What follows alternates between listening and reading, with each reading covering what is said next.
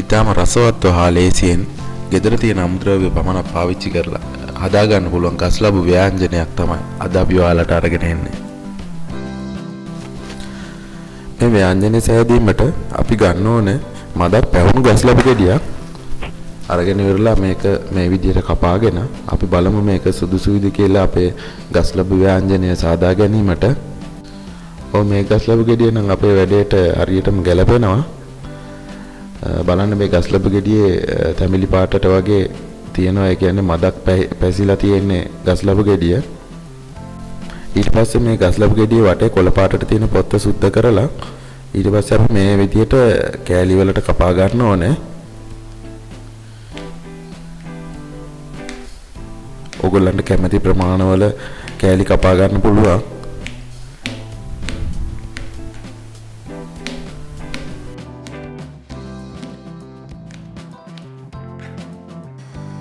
ඊට පස්සේ භාජනයක් ලිපේ තියලා රත් වුණාම අපි මේ විදිහට හාල් ටිකක් දාලා අපි ඒක බැද ගන්න ඕනේ.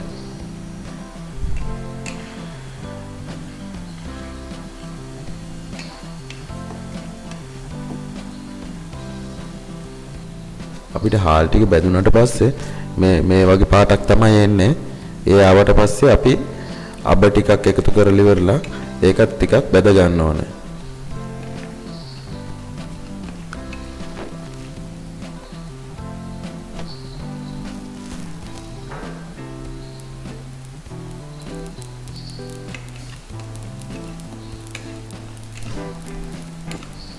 මෙහෙම ටිකක් වෙලා දැන් අපේ හාල් ටිකයි අබ ටිකයි අපි බෙද ගන්න ඕනේ. ඊට පස්සේ අපි මේක වෙන භාජනයකට අයින් කර ගන්නවා. අයින් කරගෙන ඊට පස්සේ ආපහු මේ භාජනයට මේ වගේ පොල් ටිකක් ගාගත්ත පොල් ටිකක් දාලා ඉවර වෙලා ඒකත් බෙද ගන්න ඕනේ.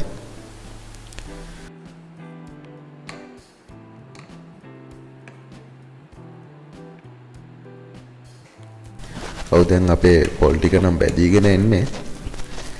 තව මේකේ පොඩ්ඩක් තෙතමනේ තියෙනවා නම් යන්නත් එක්ක අපි මේක තව ටිකක් මික්ස් කර තව ටිකක් බැද ගන්නවා.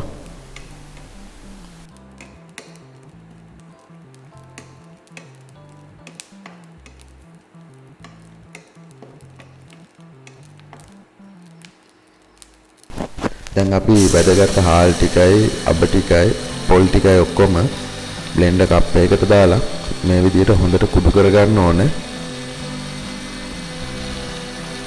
මේක හොඳට කලවම් කරගෙන කුඩු කර ගන්න හොඳට. ඊට පස්සේ අපි මේ වගේ භාජනයක් ලිපේ තියාගෙන අපි ඒකට පොල් තෙල් ස්වල්පයක් එකතු කරනවා. ඊට පස්සේ මේ පොල් තෙල් ටික රත් වීගෙන එනකොට අපි මේකට සුදු ලුණු කපාගත්ත සුදු ලුණු එකතු කරනවා. එකතු කරලා මේ වගේ බෙදෙන්න ඇරලා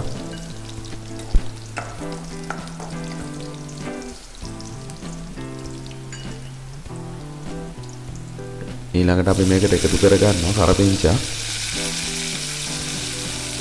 ඊළඟට පොඩියට කපාගත්ත ලුණු ඊළඟට රම්ප එකතු කරනවා. ඊට පස්සේ අපි කපාගත්ත මිරිස් කරලා මේ විදිහට එකතු කරනවා. එකතු කරලා හොඳින් මික්ස් කර ගන්නවා මේක.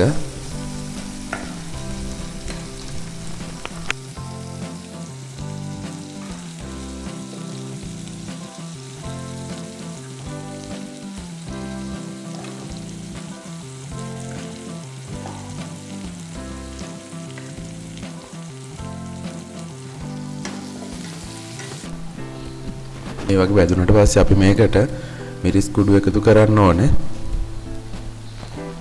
මේ විදිහට ඕගලන්ට කැමති ප්‍රමාණයක් සැර ඇති වෙන්න මිරිස් කුඩු එකතු කරගන්න. ඊට පස්සේ මේකට පහේ කුඩු සහ කහ කුඩු ස්වල්පයක් එකතු කරගන්න. එකතු කරගෙන මේ විදිහට මික්ස් කරගන්න.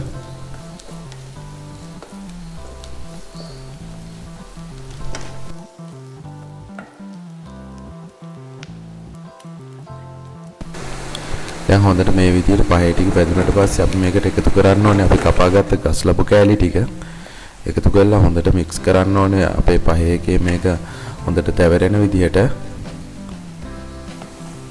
හොඳට ගස්ලපු කෑලි වල පහේ තැවරෙන විදියට මේක මික්ස් කරන්න.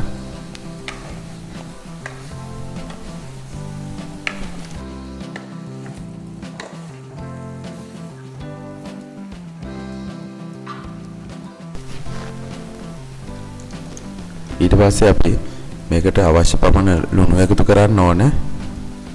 ලුණු ඕගොල්ලන්ගේ රස අනුව දාගන්න.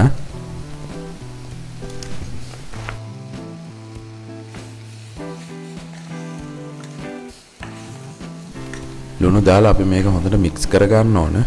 ලුණු ටික හොඳට ගස්ලපු කෑලි වල තැවෙරෙන විදිහට.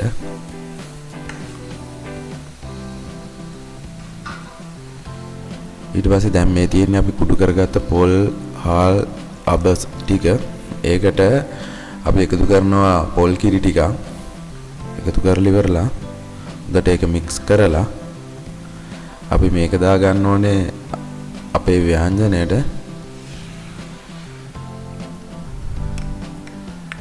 මේක මේ අපි දෙවෙනි පාර මෙරිකලා ගත්ත පොල් කිරි ටික.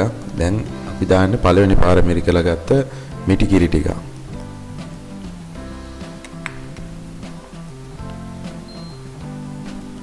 දාලා අපි මේ ව්‍යංජනය හොඳට මික්ස් කරගන්න ඕනේ.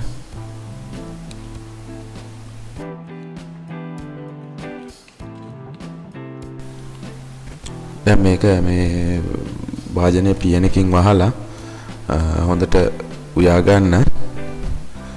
ඊට පස්සේ ටිකකින් මේක අරලා බලන්න. බලලා කොහොමද තත්ත්වය කියලා බලන්න.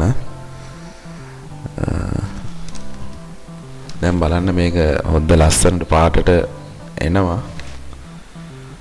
හොඳ සුවඳකුත් එනවා. ඉතින් ඕගොල්ලෝ මේ වගේ ව්‍යංජනයක් හදලා බලන්න. බලලි වෙරලා කොහොමද රස කියලා වෙරලා අපිට කමෙන්ට් එකක් දාන්න. අපිව සබ්ස්ක්‍රයිබ් කරගෙන යන්න අමතක කරන්න එපා.